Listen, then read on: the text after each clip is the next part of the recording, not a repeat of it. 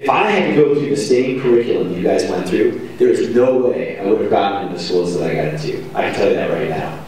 The trend to go to standardization and testing is a trend away from all the kind of individualization that each of you spoke about. The examples with people's families and where they come from, I completely agree. And the bottom line is, philosophically, there is a battle going on in our country and our state. And it's, are we going to be standardized or are we going to be specialized? And people are trying to find kind of a third way, which is good. But I just want you to know, this is, the conversation you had is part of a larger conversation. And I think it's absolutely wrong. We are now testing for the purpose of testing. We're not testing anymore to give you guys a good education. It's just about the test. And I actually think politicians hide behind testing. They stand up here and they say, we need more testing in our schools.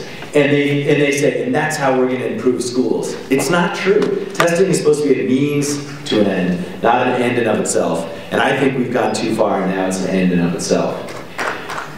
Thanks. The second thing is, and I'm just laying it straight up, some of this has to do with money. You know how much those tests cost that have all those errors and everything? $10 million. Would you like to have that money in your school? I mean, this is exactly, there's a for-profit testing agenda that is being driven across the country.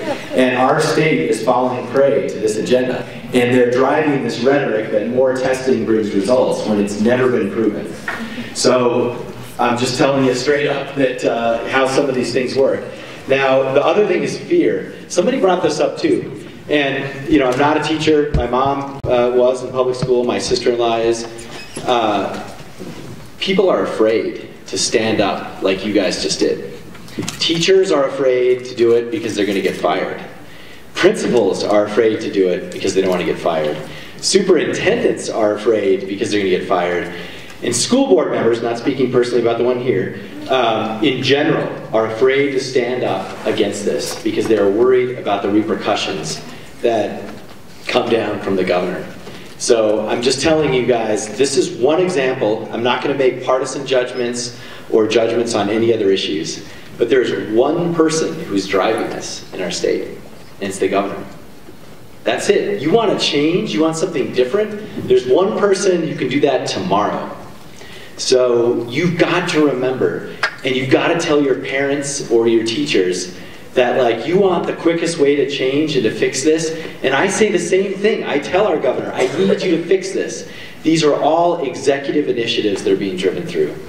So to tell you a little bit about what we're trying to do in the legislature, we passed a teacher evaluation bill that was 25% standardized testing based. It was almost exactly what somebody over here brought up. It was vetoed by the governor. So we have this debate in the legislature, and the short end of the stick is, I'm a losing end. I don't have enough votes to either pass what you're talking about or override a veto from the governor. So there are issues around evaluation, there are issues around funding in school. A lot of us have run several bills to add hundreds of millions of dollars into school. They are vetoed in the name of fiscal conservation, fiscal conservative. We don't want to be wasting money in our schools. I hear that all the time. So I'm throwing it straight out on you guys. This is what I'm up against. This is what is happening in our state. And so I could come up here and sugarcoat it and give you all sorts of other answers, but I'm just telling you right now that the things that you're advocating for are basically losing up in Santa Fe. So we are making those cases. There are legislators and parents and teachers and students who come up there. They talk about their different backgrounds. They talk about how they're hungry when they come to school. They talk about how they have dyslexia, and so standardized testing isn't fair. And the problem is we're just losing. So that leaves it on you guys. I need your help. You've got to reach out to other legislators, to anyone who's involved in this situation, and it'll help me, it'll help you guys. And so I'm happy to come back whenever you want. I come back after the session, give you the play-by-play, you know, and tell you everything that happened. But I mean, I hope this is, you know, a call to arms, if you will. And I'm certainly here, you know, by and large on the issues that you talked about. And I have been fighting for those. This is why I ran for office.